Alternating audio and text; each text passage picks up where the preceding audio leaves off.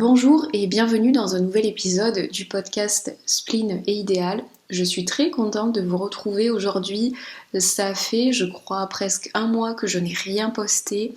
Plusieurs facteurs, dont le principal qui est le manque de temps. Le manque de temps, ça c'est vraiment, je le dis toujours, nous n'avons pas assez d'heures, je trouve, dans une journée pour tout concilier. Là, c'était d'autant plus flagrant. J'ai revu aussi certaines ambitions, c'est-à-dire que au départ, je souhaitais publier un épisode par semaine.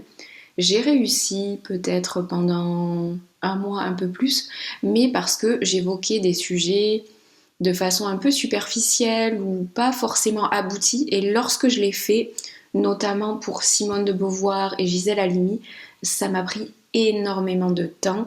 J'ai réussi à le faire, mais au détriment d'autres choses. L'idée est de publier un gros sujet par mois et le reste du temps de traiter un sujet de façon un peu plus superficielle, du moins pas aussi travaillé que le gros sujet. Voilà, donc un épisode par mois plus un épisode bonus. Bon, 2 épisodes par mois, ce serait vraiment bien. Après, c'est fluctuant, parce qu'il y a les vacances scolaires, il y a les week-ends. Parfois, j'ai des week-ends qui sont plus calmes que d'autres. Enfin, la plupart du temps, ils sont quand même relativement calmes. Surtout l'hiver, je ne sais pas vous, mais moi, je suis vraiment un être asocial l'hiver. Et après, je deviens une nouvelle personne à l'approche du printemps. Aujourd'hui, nous allons évoquer la littérature iranienne, la littérature franco-iranienne, la littérature persane.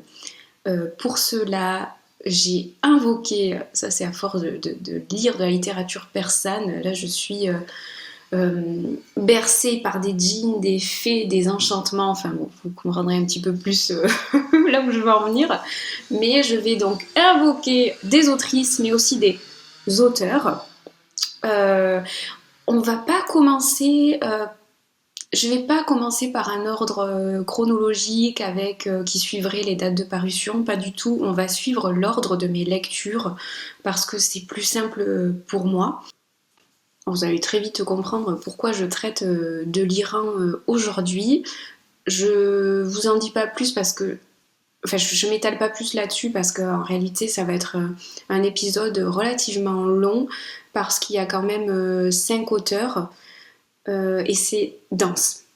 Voilà, vous êtes prévenus, donc préparez-vous comme d'habitude, café, thé, peut-être plutôt thé aujourd'hui, vu on est dans le monde oriental là. L'une des autrices dont je vais vous parler aujourd'hui est Delphine Minouy. J'évoque un peu sa biographie car pour parler de son œuvre, on se doit aussi de dresser un portrait de son auteur. Surtout que dans cette configuration-là, les deux sont profondément liés. Tout comme le fait qu'on se doit de contextualiser, de parler d'histoire pour évoquer son roman. Delphine Minouy, c'est une reporter, journaliste et autrice franco-iranienne, née en 1974 à Paris. Sa mère est française, son père est iranien. Et d'après mes recherches, c'est à la suite d'un décès dans sa famille, celui de son grand-père, qu'elle effectue comme une sorte de pèlerinage en Iran pour découvrir ses origines, sa culture et tout ce qui gravite autour. Elle reste une dizaine d'années à Téhéran, capitale de l'Iran. C'est là que commence réellement ce travail d'informer, de documenter ce qui se passe autour d'elle. D'abord ici, puis ensuite dans d'autres parties du Moyen-Orient, dont en Afghanistan, à Bagdad, où elle couvre les événements qui ont suivi la chute de Saddam Hussein. Elle finit par intégrer à plein temps le Figaro en 2009 en tant que correspondante au Moyen-Orient. Donc, on voit bien qu'elle a la bougeotte, si bien qu'elle continue de se déplacer entre les pays, tout en trouvant un pied-à-terre à Istanbul. Alors, tout ça, ça nous dresse déjà un portrait de la journaliste, une femme courageuse sans aucun doute, qui a souhait de comprendre une partie de son identité d'abord, et qui, en la découvrant, a sûrement voulu la faire connaître à son tour. Bon, comme vous le savez, il est extrêmement dangereux d'aller en Iran pour plusieurs raisons, mais en qualité de journaliste, ça relève presque de l'impossible.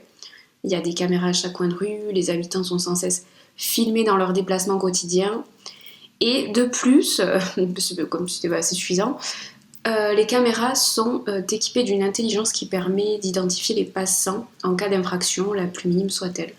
Comme le fait de filmer ou de prendre des photos avec le téléphone, là encore, il faut être très vigilant. C'est pas quelque chose qui est apprécié, c'est même interdit dans certains lieux. Donc pratiquement tout est prohibé, danser, rire, s'embrasser.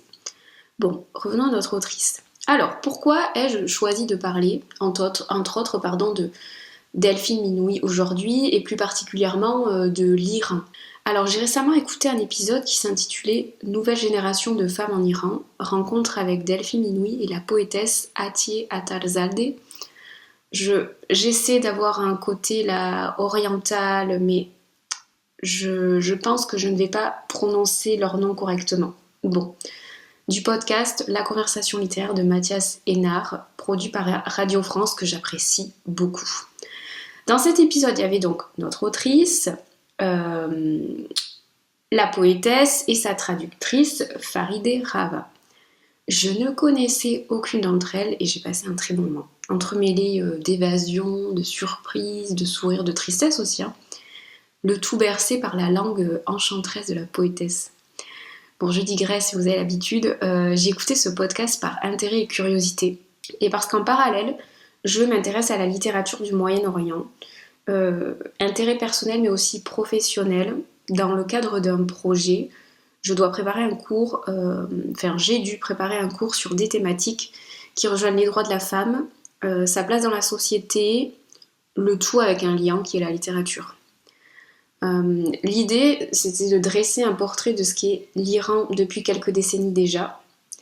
Et pour ce faire, j'ai parlé des différents auteurs, autrices et de leurs œuvres que vous allez découvrir ou peut-être redécouvrir. Donc, je vais notamment vous parler de Badjens, qui est le roman de Delphine Minouy, publié récemment, en 2024, chez les éditions Seuil.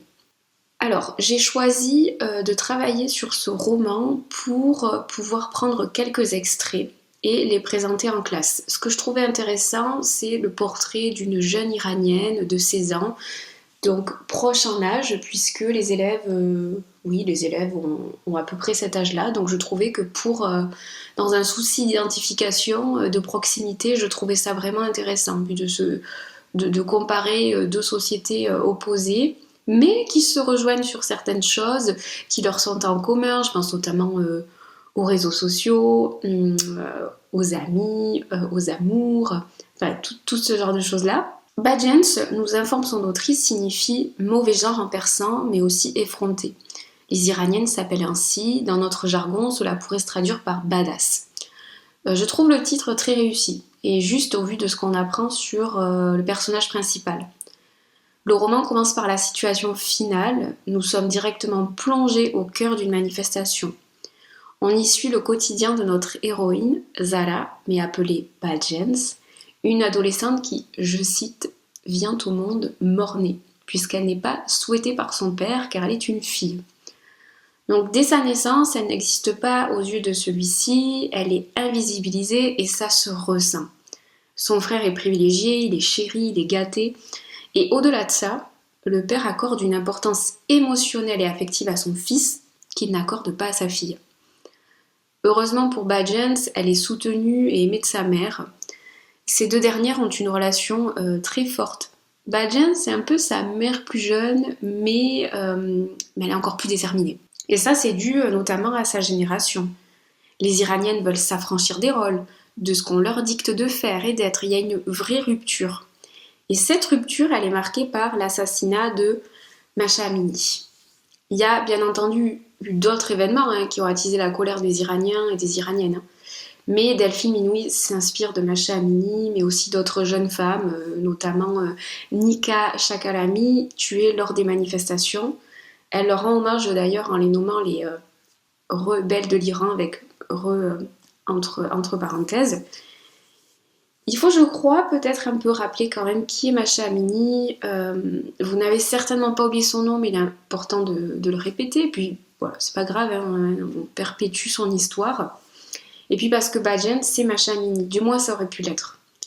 Mahsa Amini était kurde, elle s'est rendue à Téhéran avec son frère en 2022. Et parce que son voile était mal mis et que quelques mèches de cheveux dépassaient, elle s'est fait embarquer par la police des mœurs. Elle a été battue à mort, ni plus ni moins. Inutile d'ajouter que l'Iran n'a jamais endossé la responsabilité. Bon, on imagine bien la douleur de la famille, mais aussi la douleur internationale de l'opinion publique, choquée par cet événement. Et alors on se demande, quelles ont été les conséquences de cette douleur chez les Iraniens et les Iraniennes? Des ripostes, manifestations, voiles arrachées, brûlées, colère affichée aussi par les réseaux sociaux, appel à la liberté.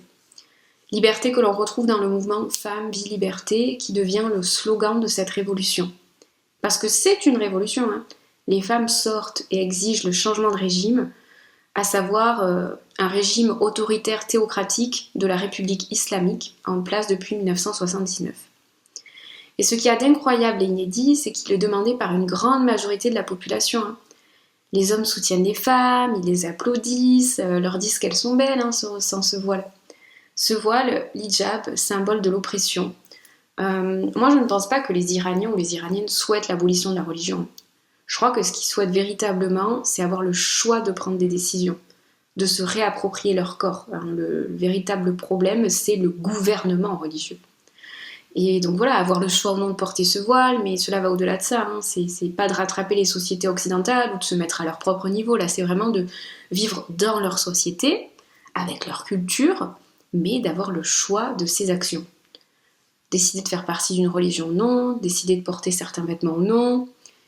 Voilà, si en étant nos réflexions, c'est intéressant de s'interroger, que ce soit sur notre société occidentale ou d'autres, de se poser des questions sur la séparation de la religion et de l'État, par exemple. Bon, j'arrête mon cours d'histoire ici. Badiane, c'est donc l'incarnation ou la réincarnation de toutes ces jeunes femmes. Ça aurait pu être elle. Donc on assiste aux injustices de la plus petite entre guillemets, à savoir ne pas être écoutée par son père qui oublie même d'aller la chercher pendant l'incendie de leur appartement. C'est quand même très fort. La symbolique est forte. En passant par cette injustice de recevoir ce voile à l'âge de 9 ans, qui gêne, qui étouffe et qui cache, jusqu'à d'autres injustices qui mènent notre héroïne au cœur du combat. Déjà commencé il y a des siècles de ça. Bonne transition pour vous parler de ma deuxième autrice, Tahereh, qui est la pionnière du féminisme iranien. Je m'explique. Donc Tahereh est une poétesse qui a vécu au XIXe siècle. Elle a été assassinée après s'être dévoilée devant une assemblée d'hommes. Delphine Minouy la cite beaucoup et à juste titre. J'ai eu envie de me renseigner à mon tour. Il faut savoir qu'il est difficile de se procurer certains ouvrages, mais j'en ai trouvé un qui s'emploie à raconter son œuvre sous une biographie, dans une première partie, et dans la deuxième partie, on trouve des poèmes traduits du persan. Il s'agit de Tahereh lève le voile, publié par Jalal Alavinia en 2016. C'est un livre riche avec une préface de Farzaneh Milani, professeure de littérature persane, chercheuse et écrivaine, avec également une postface de Fod Sabelan, ainsi que des témoignages recueillis des contemporains de Tahereh. Voilà, ouvrage dense. Mais que j'ai trouvé passionnant, bien construit, on apprend plein de choses sur la vie de la poétesse, mais aussi sur la religion, le pouvoir. Tout le contexte qui m'a manqué dans l'œuvre de Delphine Minouy, et je développerai ce point plus bas, je l'ai trouvé un peu ici.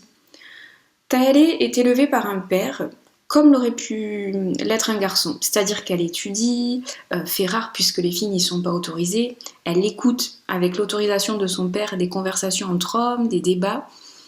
Elle est malgré tout mariée à l'adolescence à son cousin, avec lequel elle aura des enfants. Très vite, elle s'affranchit de son mari pour assister à des cours de théologie. Mais arrivée sur place, Rashti, le professeur, est décédé. Grâce à son intelligence précoce et à son érudition et à son éloquence, elle parvient à prendre sa place. Donc c'est quand même un fait incroyable. Donc elle devient la première enseignante en théologie et la dernière me semble-t-il.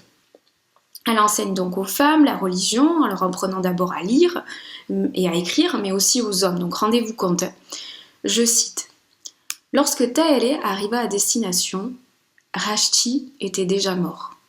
Elle resta dans sa maison et prit finalement sa place, enseignant caché derrière un rideau. Même aujourd'hui, aucune femme en Iran n'occupe la position qu'elle assuma en 1844, celle d'enseignante et de directrice dans un centre d'études religieuses supérieures pour les hommes. Fin de la citation.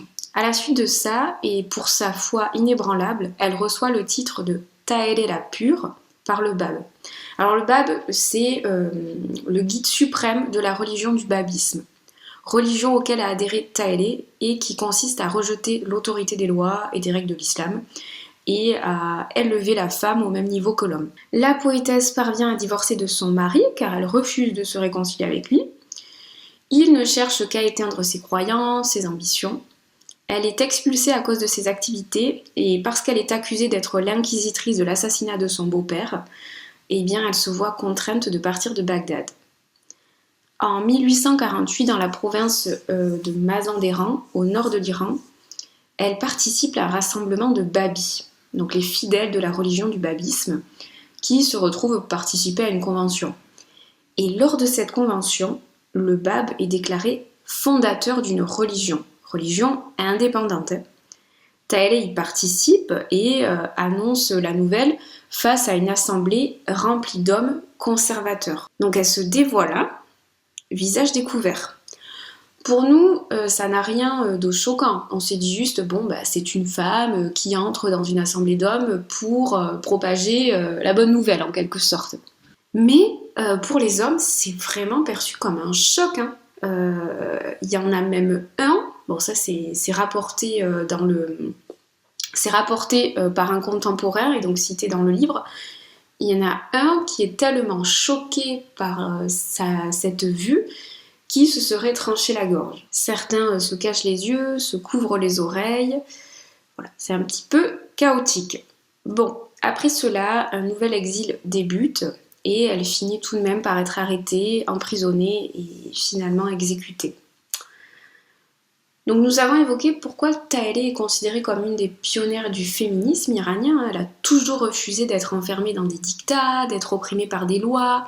Elle a fait ce qu'elle avait envie, elle s'est érigée en femme libre et sereine. Elle a fait preuve d'un courage sans faille et condamnée pour ses idées, pour ses envies, pour sa liberté et pour avoir des convictions différentes des autres. Il faut à présent continuer d'évoquer la modernité de cette femme avec ses poèmes. Tout d'abord, Taélé n'est pas mentionnée ou étudiée dans les livres d'histoire iraniens. Elle est étouffée, on ne véhicule pas ses idées et ça c'est la volonté du régime bien entendu. On comprend bien que Taélé est dérangeante par les idées qu'elle véhicule, mais penchons-nous un peu sur ses poèmes. Déjà, les thèmes abordés proviennent des revendications sociales de sa religion, à savoir l'égalité homme-femme, la justice sociale, la liberté politique, la paix universelle et l'unité de l'humanité. Mais aussi l'amour. Là où Taélé fait preuve de modernité, c'est sur l'inversement de certaines situations. Elle évoque le bien-aimé et son amante, ses poèmes sont sensuels, voire même érotiques. Recontextualisez bien les propos, hein. C'est quand même d'une modernité. Ce qui se dégage en plus de ça, c'est la mysticité de ses poèmes et au-delà même du personnage que représente la poétesse. Hein. L'amour est mystique, on sent les inspirations à la Gienne, certains poèmes suivent un schéma. Il s'agit en premier lieu d'un coup de foudre, puis d'un premier regard, et pour finir la perception de la chevelure noire de l'aimé. Je vous citerai quelques poèmes après. Taélé est racontée comme étant d'une grande beauté, avec une voix pleine d'assurance, une forte éloquence, lorsqu'il s'agit de convertir de futurs fidèles. Mais elle est aussi décrite comme très simple et abordable. Il y a vraiment quelque chose de l'ordre du mystère autour de son personnage. Elle semble avoir un pouvoir presque surnaturel, divin. On se demande d'où vient sa force, son courage tout au long de sa vie pour défendre ses choix, mais aussi quelque temps avant sa mort, parce qu'elle ne reniera jamais sa foi et elle mourra en martyr. Elle dira, et je cite cette femme incroyable, « Vous pouvez me tuer quand vous voulez, mais vous ne pouvez pas arrêter l'émancipation des femmes. » Et j'aimerais vous lire 3 poèmes. Je suis devenue tout cœur, et lui son architecte. Ta chevelure a éveillé en moi une passion, d'où la clameur de mon chagrin d'amour. Le rubis de ta lèvre m'a donné un nectar délicieux, et ton amour a conquis toute mon existence. Je suis devenue toi, tu es devenu moi. Celui-là est son plus célèbre. Si le ciel désire voir mon visage. Si je confie au vent ma chevelure ambrée, j'attraperai toutes les gazelles des champs. Si de col je farde mes narcisses tendres, je plongerai le monde dans les ténèbres. Si le ciel désire voir mon visage, il sortira chaque matin son miroir en or. Si un jour je mets les pieds dans une église, je convertirai toutes les chrétiennes à ma foi. L'oiseau du cœur est pris par tes sourcils, par tes yeux et ton grain de beauté, de cœur à cœur, d'amour à amour. Mon cœur chagriné a tissé ton amour sur l'étoffe de mon âme, fil par fil, chaîne par chaîne, trame par trame. Taëlé a fouillé dans son cœur, elle n'y a trouvé que les traces de toi. Page par page, pli par pli, repli par repli. C'est intéressant aussi, comme le souligne le livre, de s'intéresser à la figure de la femme, de l'héroïne dans la littérature persane. La première qui nous vient en tête peut-être est Sherazade, cette conteuse d'une grande beauté, mais surtout très savante, qui conte chaque nuit une histoire pour repousser son exécution orchestrée par le roi, et en parallèle sauver des hommes et des femmes. On pense aussi à Simin Bebani, figure majeure de la poésie iranienne des 20 et 21e siècles, et mentionnée d'ailleurs dans Badjens, qui je crois est décédée récemment. Il y a aussi Rabia Balkhi, qui fut la première poétesse connue au Xe siècle. Bon, là n'est pas le sujet de cet épisode, mais je trouvais vraiment intéressant d'aborder cette question de la place des femmes dans la littérature persane. Peut-être cela fera-t-il l'objet un jour d'un autre épisode, qui sait. Bon, si on se penche un peu plus sur mes avis concernant Badjens d'abord. Bon, ce roman a répondu à une partie de mes attentes. Comme je disais, je voulais évoquer les problématiques de l'Iran sous le prisme d'une adolescente dans un souci de proximité. Et parce que je souhaitais casser certains préjugés, Badjens est oppressée, elle s'en rend très vite compte et de ce fait elle adopte rapidement des stratégies pour prendre le contrôle de sa vie. Elle trouve de la force, d'abord chez sa mère, puis dans des amitiés en créant du lien auprès d'adolescentes comme elle. Elle en trouve beaucoup sur internet, notamment sur les réseaux sociaux. Elle discute virtuellement, elle partage des informations, elle filme, elle crée du contenu en ligne. Voilà, c'est une façon, comme son souhait de manifester, de prendre part aux revendications. Donc, étudier certains extraits me paraissait intéressant. Alors, le langage est parfois brut, il y a des scènes, dont une en particulier de violence sexuelle, mais bon, Badjens c'est surtout un long monologue intérieur, nous sommes dans la tête d'une adolescente, donc plein de pensées y gravitent. Son quotidien opprimé, ses amitiés, ses amours, ses réflexions sur la vie. Ce qui me fait arriver au point suivant, l'écriture. L'écriture relativement simple, presque factuelle par moments. La prose n'est pas continue, parfois l'autrice va à la ligne. Je pense que le souci, c'est de représenter nos pensées telles qu'elles nous parviennent parfois, décousues l'une après l'autre, sans continuité. Une idée vient, puis une autre s'enchaîne. Ça relève de l'instantané, et ça on le ressent bien dans le roman. Donc, il y a l'idée de l'immédiateté, nous sommes proches de Badjens puisque nous avons directement accès à ses réflexions. Voilà, l'écriture elle est vive, ça invite le lecteur à une forme d'engagement. Comme si à tout moment on pouvait dire moi aussi j'arrive, oui je suis d'accord, je te rejoins quoi. On est un peu emporté dans une émulsion, celle d'une adolescente pleine de vivacité. Je voulais vous lire un extrait, mais malheureusement j'ai prêté le roman, donc je ne peux pas, je suis désolée. La lecture est plaisante, le rythme est plutôt vif pour un monologue intérieur. Badjens fait preuve de sensibilité, de poésie. C'est pas le style d'écriture que je préfère lire parce que j'aime les phrases élaborées et recherchées.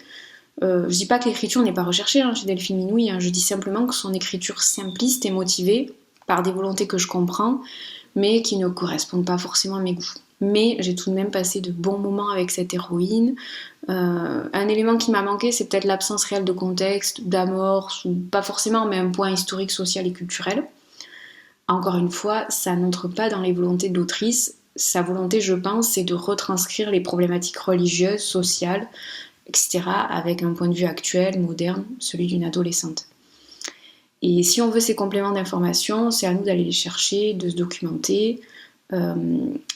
Ce que j'ai fait et ce que je vous invite à faire.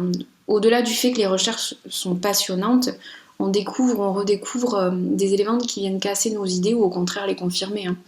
Si cela vous intéresse, je vous conseille d'écouter l'épisode que j'ai cité plus haut, mais aussi le documentaire réalisé par Chouresh Afkari et Virginie Plot en 2024. Chouresh, c'est le co-réalisateur et donc en fait il filme clandestinement et il rapporte des témoignages d'Iraniens et d'Iraniennes qui ont pris énormément de risques pour ce reportage. Concernant Tahlil Ablevoile, sans grande surprise, ma lecture a été passionnante. J'ai trouvé beaucoup d'informations agrémentées d'iconographie et surtout des poèmes traduits du persan et annotés. Je vous conseille vivement cette lecture, elle complétera, vous apportera des connaissances, c'est certain. Et au-delà de ça, c'était une lecture très inspirante qui m'a communiqué l'envie de continuer mon voyage oriental. Et pour cela, nous allons évoquer 3 autres œuvres. Nous partons pour une traversée de l'Iran grâce à François-Henri Désérable et son témoignage L'usure d'un monde, une traversée de l'Iran, publié en 2024. Donc, l'auteur, qui est avant tout un journaliste, nous raconte l'Iran comme il l'a vu en 2022, si bien qu'on a l'impression de faire partie de son périple. Parfois, on est à côté de lui, derrière lui, ou bien dans sa poche, suivant les contextes. Car des contextes, il y en a plein. On atterrit d'abord à Téhéran, puis on prend la route direction Qom, Kashan, Isfahan, Shiraz, pour atterrir même chez les Baloutches. Et puis, on s'arrête de nouveau à Téhéran. On passe par différents endroits. Et on finit au Kurdistan où notre guide se voit obligé de rentrer après un sévère contrôle de la police des mœurs. Parfois nous covoiturons et recueillons un témoignage par la même occasion et d'autres fois on se retrouve embarqué dans une énième aventure. Son voyage est motivé par Nicolas Bouvier, un photographe, un écrivain mais surtout un voyageur qui inspirera à notre auteur cette curiosité, cette envie de découverte, en particulier du Moyen-Orient. Clin d'œil d'ailleurs au titre de l'ouvrage de Bouvier, L'usage du monde. Notre baroudeur fait une sorte de pèlerinage, marche sur les traces plus de 60 ans après de ce référent qu'il ne cesse de citer. Dans son pèlerinage, il rencontre beaucoup de personnages, majoritairement des révoltés du régime, de la République islamique, mais aussi un partisan pacifiste. Si on peut allier ces 2 mots dans une même phrase, j'émets un doute, enfin. Et d'autres qui lui inspireront bien des réflexions. Comme dans tout voyage, il y a des rencontres, mais aussi des imprévus. Ce qu'on retient et l'impression qui se dégage des Iraniens et des Iraniennes, c'est qu'ils semblent s'autosuffire. À chaque problème sa solution, à chaque imprévu son acteur. C'est vraiment différent de notre société occidentale, je trouve. Là où on se ruerait sur internet, on irait prendre des rendez-vous, ce genre de choses. Les Iraniens et les Iraniennes demandent à leurs voisins, à leurs familles, à leurs amis, et même à des inconnus. Il semblerait qu'il y ait toujours quelqu'un pour leur venir en aide. Et comme dans tout voyage, on apprend beaucoup de choses. Les Baloutches sont un peuple méconnu et isolé du reste de l'Iran. Il est dit qu'on ne s'y aventure pas, ou très peu. De ce fait, les locaux ne sont pas habitués à avoir des touristes, ça les surprend toujours. Ils deviennent un peu des objets de curiosité, mais pas dans un sens malsain. Ils sont invités à boire le thé, à discuter. On apprend aussi que le zoroastrisme, religion centrée sur le prophète Zarathustra, est apparu en Iran environ 1 millénaire avant notre ère et s'est ensuite largement diffusé au Moyen-Orient grâce aux empires perses dont il était la religion officielle. Puis après, avec la conquête de la Perse par les Arabes, cela a entraîné la diffusion de l'islam. Bien que toléré, le zoroastrisme reste peu pratiqué, enfin presque exclusivement dans des régions iraniennes et en Inde. L'Iran, c'est vraiment, comme on disait, je crois tout à l'heure, c'est le pays des poètes. La poésie est très présente, au détriment des romans, par exemple. Il y a beaucoup de références à des poètes dans notre Zadek Hedayat, dont on parlera plus tard, mais aussi Hafez, qui est l'un des plus connus, si ce n'est le plus connu. Ça aussi, c'est très différent des sociétés occidentales où le roman est le genre qui prime.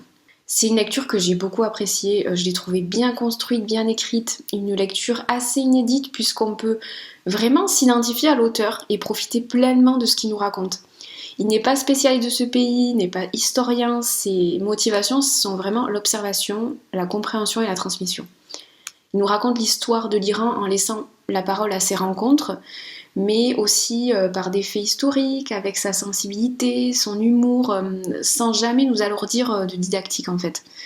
Le langage est parfois cru, mais cela donne une vivacité, une dimension réelle et immédiate au récit. Il y a des passages qui nous font sourire, qui sont cocasses et qui laissent apercevoir la personnalité du journaliste, une personnalité sensible et légère. C'était une belle découverte et une belle surprise honnêtement. Ce que j'ai apprécié, ce sont les quelques clichés insérés qui donnent un aspect de journal, de carnet de voyage. Le fait aussi que Désérable décrive chaque ville ou village, le paysage, l'aspect des éléments autour des lieux, c'est très appréciable. Je trouve que c'est une lecture très visuelle. Je vais vous lire un passage, là je peux, personne ne m'a sollicité ce témoignage, bien qu'il soit très intéressant. Il n'y avait qu'à traverser le terrain vague de terre craquelée pour gagner l'autre rive, le quartier arménien, la cathédrale Saint-Sauveur, le bleu de ses fresques. Cet inimitable bleu perçant qui allège le cœur, qui tient l'Iran à bout de bras, qui s'est éclairé et patiné avec le temps, comme s'éclaire la palette d'un grand peintre. Visiter Isfahan, c'est faire provision de bleu pour le restant de ses jours. Sur la grande place, 560 mètres de long pour 160 mètres de large. Une vie tout entière ne suffirait pas à dénombrer les carreaux de faïence, bleus pour la plupart, de la mosquée du Chat. De vieux Isfahanis, l'œil exténué par tout ce bleu, parvenaient à la longer sans lui prêter la moindre attention. Moi, impossible. Je consacrais des heures à la prendre en photo. Si les gardiens de la Révolution m'arrêtaient, il faudrait leur donner des gages, leur prouver que je n'étais pas venue subvertir la jeunesse iranienne, mais faire du tourisme. Ils auraient beau passer mon téléphone au peigne fin, ils n'y verraient que du bleu. J'ai beaucoup apprécié ce passage, après je suis très sensible à cette couleur, au bleu. Si vous avez envie de découvrir des pays du Moyen-Orient, vous devez sans doute être très frustré de ne pas pouvoir le faire en raison du contexte politique, ce qui est mon cas personnellement. Et ce genre de récit nous permet de voyager de façon un peu plus sûre. Donc c'est ça en réalité qui ressort de cette lecture, c'est une profonde envie de voyage, même si le narrateur se voit contraint de rentrer chez lui pour éviter l'emprisonnement. Mais c'est vraiment l'impression d'avoir coexisté avec lui, de l'avoir suivi partout. Ah, il y a aussi une très belle citation que je me suis notée. Un mois seulement que je sillonnais ce pays, et déjà je n'étais plus le même.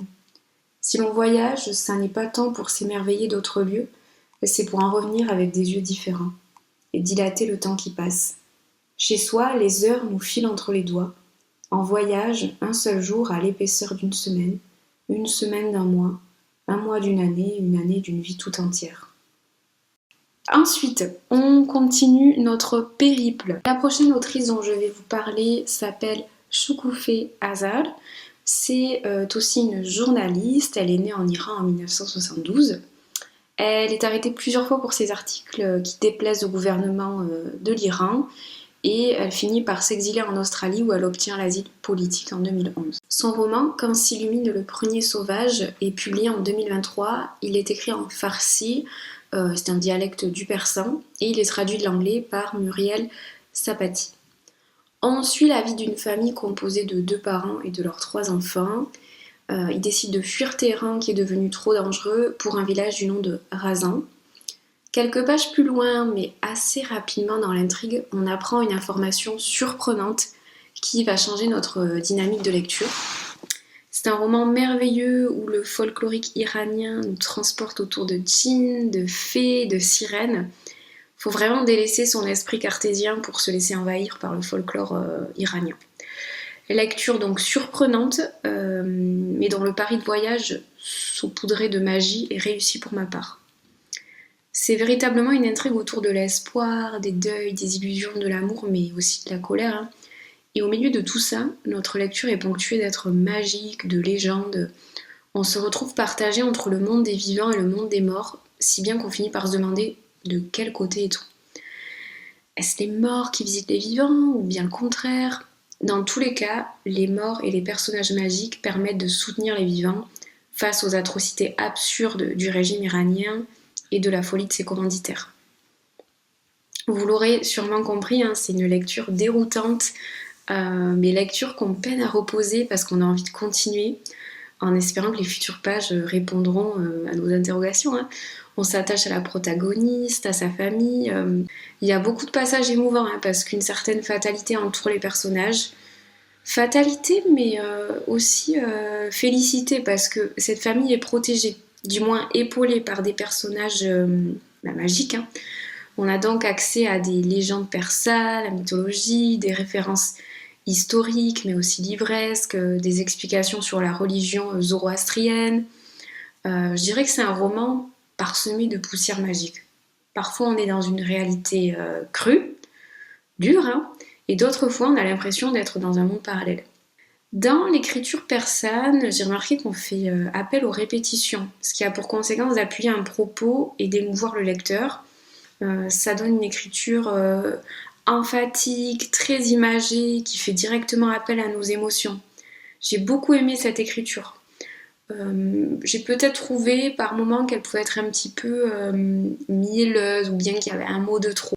Et alors, fait étrange, il est écrit au dos du livre que celui-ci est traduit de l'anglais. Or, sur internet, il est dit qu'il est traduit du persan. Donc, j'ai vu qu'il y avait une édition antérieure disponible. Ce serait intéressant, à défaut de lire le persan, hein, d'obtenir une traduction au plus proche, donc du persan vers le français, ou bien à moi de lire une traduction en anglais. Peut-être est-ce ça qui a pu faire défaut à une ou deux reprises. Mais on ressent tout de même la volonté de retranscrire des caractéristiques propres aux persans, telles que la répétition, les métaphores très visuelles. C'est un roman riche où il faut être actif et faire des inférences avec des passages antérieurs. Par moments, le lecteur peut peut-être se perdre. Personnellement, j'ai vraiment été happée par cette lecture, je l'ai lu très rapidement. J'ai vraiment aimé, encore une fois, être dépaysée. Je voulais me retrouver au milieu d'un village iranien et mes attentes ont été dépassées puisque j'ai aussi rencontré des personnages surnaturels, typiques des légendes persanes. Personnellement, j'y suis pas confrontée au quotidien et si c'est une culture et des traditions qui vous intéressent, je pense que cette lecture vous charmera. Et puis les personnages sont très attachants, on rit, on saigne, on aime avec eux. Je vais vous lire un extrait, toujours dans un objectif de vous représenter un peu ce que peut être la lecture de ce roman. Humant l'air à plein poumon, gonflant leur cage thoracique inexistante, les revenants déambulèrent jusqu'à la tombée de la nuit. Puis décidèrent qu'ils n'avaient pas à affronter leurs assassins. Ils s'aperçurent que leur chagrin était trop grand. La mort de leur meurtrier ne suffirait pas à le soulager. La vie et la mort prirent une dimension nouvelle pour ces esprits qui erraient en observant les visages des vivants. Le cœur plein de nostalgie et de désespoir. Peu à peu, la ville devint silencieuse. Les amoureux sortirent des restaurants et des cinémas, deux par deux, et disparurent dans le lacis de ruelles. Les lumières des magasins s'éteignirent et, ici et là, les sans-abri allumèrent des feux autour desquels ils se rassemblèrent. Les rues se vidèrent, l'air se remplit d'odeurs de cuisine et les bruits assourdis des conversations nocturnes filtrèrent par les fenêtres. Soudain, les fantômes se sentirent si tristes que leurs gorges nouées laissèrent échapper des sanglots. Marchant vers le nord, s'éloignant de la place Vanac, 5000 fantômes se mirent à pleurer à l'unisson. Ils pleurèrent encore et encore. Ils pleuraient parce qu'ils ne pouvaient plus dîner avec ceux qu'ils aimaient, parce qu'ils auraient tant voulu se délecter des ragoûts d'agneau aux herbes, des ragoûts d'aubergines et de viande hachée, de poulet aux baies d'épines vinettes. Ils regrettaient tant les rires insouciants partagés avec leur famille, les baisers et les bonnes nuits. Leurs larmes coulaient sans discontinuer, tant et si bien qu'elles formèrent un torrent. Ça vous donne un peu la tonalité du roman. On continue avec cette fois-ci notre dernier. Oui, notre dernier. Enfin, nous y parvenons. Je ne pouvais pas faire cet épisode sans parler de Sadek Edayat ou Edoyat. Je ne sais pas, encore une fois, je ne fais que massacrer ces noms pourtant si beaux. S'il y a des spécialistes du Moyen-Orient ici, enfin de l'Orient tout court, je m'excuse pour vos oreilles. Nous finissons plutôt avec 3 gouttes de sang, qui est un recueil de 10 nouvelles, dont la plupart sont des récits merveilleux.